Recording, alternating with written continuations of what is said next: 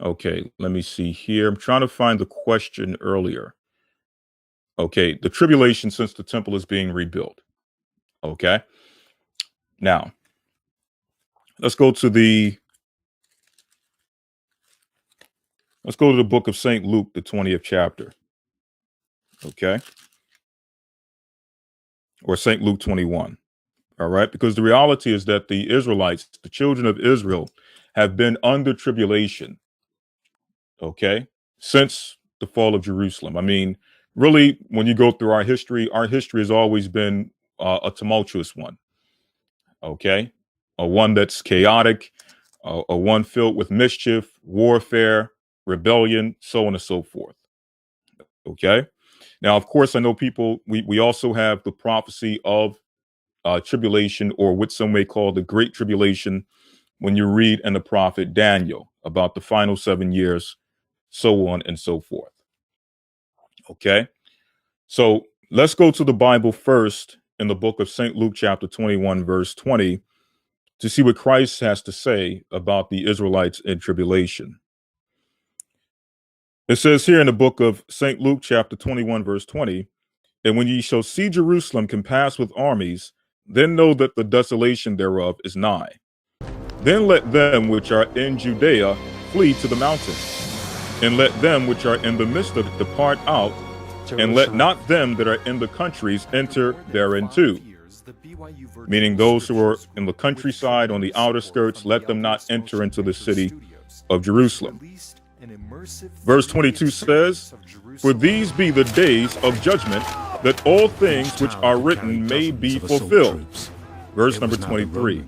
But woe unto them that are with child, and to them that give suck in those days, for there shall be great distress in the land, and wrath upon this people. And they shall fall the edge of the sword. So first and foremost, it says in verse 23, but woe unto them, meaning trouble or destruction unto them that are with child, and to them that give suck in those days, for there shall be great distress in the land, and wrath upon this people. So what our people experienced leading up to 70 AD and during the time of 70 AD was tribulation. Okay, Christ said that there would be great distress and wrath upon this people, or great distress in the land and wrath upon the people. Verse number 24 says, and they shall fall by the edge of the sword, and shall be led away captive into all nations, and Jerusalem shall be trodden down of the Gentiles until the times of the Gentiles be fulfilled. Okay, so this was tribulation that our people experienced leading into 70 AD. And even after 70 AD, there was much tribulation upon the people of Israel.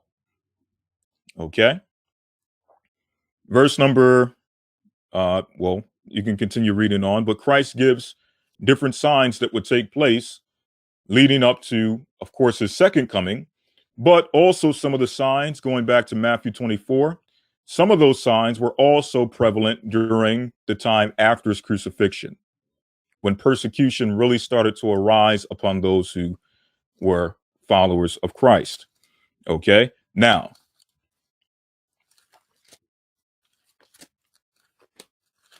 so yes, we've been in tribulation since the time of 70 AD. Okay, but the question is, will there be what some people may call a great tribulation? Okay.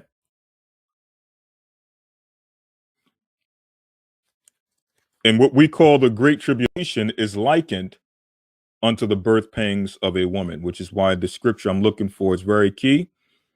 Okay. All right. It'll come to me. Let me go to Jeremiah, um in fact, it says here in the book of 2nd Ezra 16, it says 2nd Ezra 16 and 14, behold, the plagues are sent, shall not return again until they come upon the earth. The fire is kindled and shall not be put out till it consume the foundations of the earth. Like as the arrow which is shot of a mighty archer returneth not backward, even so the plagues that shall be sent upon the earth shall not return again. Woe is me, woe is me. Who shall deliver me, or who will deliver me in those days? The beginning of sorrows and great mournings. So it is the beginning of sorrows, the beginning of tribulation, the beginning of distress, the beginning of famine and great death, the beginning of wars, and the power shall stand in fear, and the beginning of evils. What shall I do when these evils shall come? Behold, famine, plague, tribulation, and anguish are sent as scourges for amendment. Okay? So it goes into the, yes, this is what I'm looking for. Second Ezra 16, chapter 16, verse 38. It says, as when a woman with child in the ninth month bringeth forth her son, within 2 or 3 hours of her birth, great pains compass her womb, which pains when the child cometh forth, they slack not a moment. Even so shall not the plagues be slack to come upon the earth, and the world shall mourn, and sorrow shall come upon it on every side. Okay? So, yes, we had tribulation going back to 70 AD. We've been in tribulation, we've been in distress, we've been in sorrow since that time.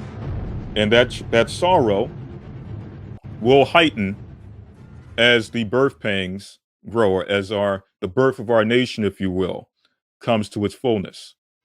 All right. So the closer we come to our deliverance, the more painful the birth pangs will become, or the tribulation will become. So let's go to the book of Jeremiah 30.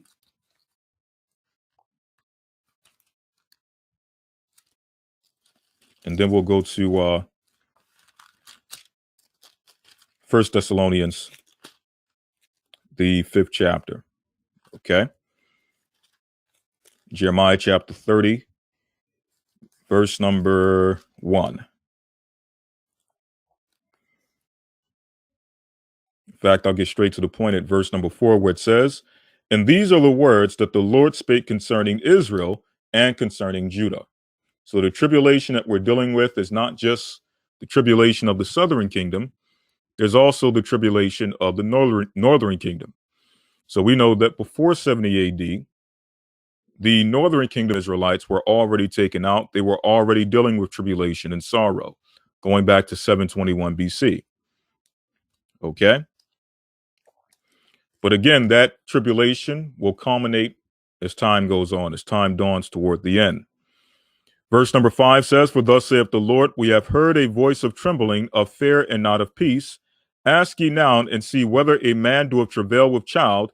Wherefore do I see every man with his hands on his loins as a woman in travail, and all faces are turned into paleness.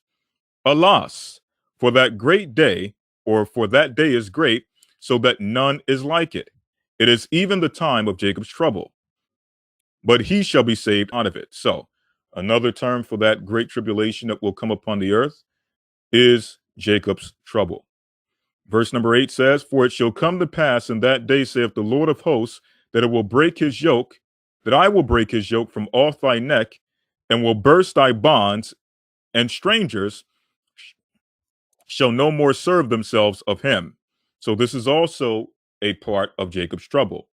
The Most High is doing this to ultimately break the bonds that the Gentiles have upon us. But before that can take place, we must go through great pain and tribulation. Now, getting to the actual question, are we in that tribulation based on the idea that they are building a third temple? Okay. Let's go to the book of 1 Thessalonians, the 5th chapter. It's a foregone conclusion that this Okay. third temple is going to And we constantly hear this from year to year. You constantly hear that a temple is being built. The temple is being built, but really nothing comes to fruition. Okay. But here it says in the book of 1 Thessalonians chapter 5, verse number 1, and the one I really want is 1 Thessalonians or 2 Thessalonians 2. That's the one I really want. I'm going to read here in 1 Thessalonians 5 and 1. But of those times and of the seasons, brethren, ye have no need that I write unto you. For yourselves know perfectly that the day of the Lord so cometh as a thief in the night. For when they shall say peace and safety, Good morning, New York City. It is such a beautiful September day today. Although Midtowners, heads up, traffic is going to be bad. Here's why. That's right. A lot of world leaders in town. We've got President Putin. The Pope is going to be in town. So roads are going to be closed off on short notice. Make sure you have a couple different ways to get to work. I am committed to trying to achieve a peace agreement between the Israelis and the Palestinians. The president believes forging a historic peace agreement is possible and believes his son-in-law is especially fit to achieve it. He is so great. If you can't produce peace in the Middle East, nobody can. This is a historic moment for humanity.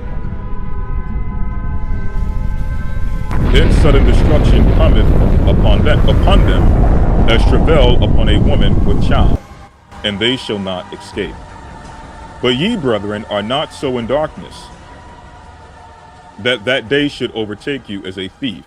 You're all children of light, and the children of the day. We are not of the night, nor of darkness. Okay? So a key point or a key focus of noticing when a time of tribulation is at hand is when they're constantly talking about peace, okay? Peace resolutions, okay? That's a great sign of war or tribulation at hand. 2 Thessalonians chapter 2, verse number 3 says, let no man deceive you by any means, for that day shall not come except there come a falling away first. And that falling away took place in 70 AD. We read that in the book of St. Luke, the 21st chapter, where it told us that they shall fall by the hands of the Gentiles and be led away captive into all nations. Speaking about the children of Israel. Verse number 4 says, who opposeth and exalteth, or it says here, and that the man of sin be revealed, the son of perdition, who opposeth and exalteth himself above all that is called God, or that is worshipped, so that he as God sitteth in the temple of God, showing himself that he is God. More centuries. In Jerusalem, the Maccabees rededicated that temple, and restored Jewish sovereignty in this land. And it was here in Jerusalem, some 2,000 years later, that the soldiers of Israel spoke three immortal words, Hal Habayit Be'adenu. The Temple Mount is in our hands. The Temple Mount is in our hands. Okay, so this took place when the so-called Jewish people went into the land of Israel and began to claim that they were the people of God, that the temple of God had been restored since the Jewish people, or because the Jewish people have gone back into the land of Israel. Okay, so it says here in verse number 5, remember ye not that when I was yet with you, I told you these things. And now ye know what withholdeth, that he might be revealed in his time. For the mystery of iniquity doeth already work. So the mystery of iniquity, this big mystery of a great antichrist or a man of sin revealing himself to the earth as the opposer of God, Paul is stating that that man or that spirit was manifested during his time. And it was manifested through the Roman Empire. Okay? So everyone is waiting, people are waiting for the third temple and the Antichrist to rise up from the third temple, so on and so forth. A lot of these things, that spirit has already been revealed from the time that Paul and the apostles were operating during the ministry in their time. Okay? Verse number 7 says, for the mystery of iniquity doeth already work. Only he who now letteth will let until he be taken out of the way. Meaning the Most High will allow him to operate until it's time for him to be judged. And then shall that wicked be revealed, whom the Lord shall consume with the spirit of his mouth, and shall destroy with the brightness of his coming. Even him whose coming is after the working of Satan, with all power and signs and lying wonders, and with all deceivableness of unrighteousness in them that perish, because they receive not the love of the truth, that they might be saved. And for this cause, the Most High shall send them strong delusion that they should believe a lie, so on and so forth. Okay? Christ will sit in the temple of God, and he will declare to the whole world that So he is to answer the God. question whether the tribulation period has started since they're building the temple, the reality is that the tribulation has already started. It has started from the time that we have fallen in 70 AD, okay, which caused a complete desolation of the children of Israel. You had the first fall in 721 BC of the northern kingdom.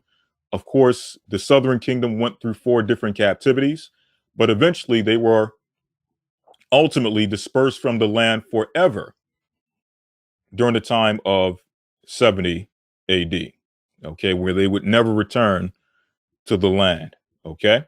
So that tribulation, that has already started. Now, as far as a great tribulation, has that started? Based on the prophecy of a temple being built. There's really nothing that goes into, a temple being built and that being a sign of great tribulation. Okay, what they've established already in the land of Israel is already a sign. Okay, that the mystery of iniquity not only was working during the time of Paul, but has continued to work from generation to generation, and will continue to operate and work until Christ comes to judge them. Okay, so hopefully that answers your question. Going to someone asked about Isaiah 47 verse 2.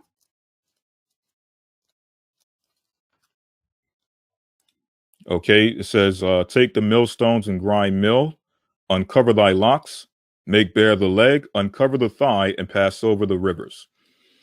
This is poetic language that's being used to describe the judgment of Babylon. Okay, in other words, the Most High stating that this kingdom, the kingdom of Babylon, will go from being the lady of kingdoms to being revealed as being the whore, so to speak, of the earth. Okay, her nakedness will be shown. It says here in the book of, when you go to verse 1, it says, come down and sit in the dust, O virgin daughter of Babylon, sit on the ground, there is no throne. So she will be taken off of her high horse, off of her throne, and she shall be shown for who she really is. Speaking about the kingdom of Babylon. For thou shalt no more be called tender and delicate. Now, verse 3 also gives context to what verse 2 is stating, where it says, in verse number 3, thy nakedness shall be uncovered, meaning she shall be revealed. She shall be exposed. Yea, thy shame shall be seen. I will take vengeance, and I will not meet thee as a man, meaning the Most High is going to judge her by warfare. Okay? Going down here, another verse that reveals the understanding of verse number 2. Verse number 7 says, and thou saidest, I shall be a lady forever, so that thou didst not lay these things to thy heart, neither didst thou remember the latter end of it. So she thought that she would be the lady of kingdoms forever. She would be the sweetheart of the earth forever. But yet the Most High, again, he is uncovering her. He's revealing her true nature, which is the whore of Babylon, as is spoken of in the book of Revelation 17 as well as Revelations 18. Okay.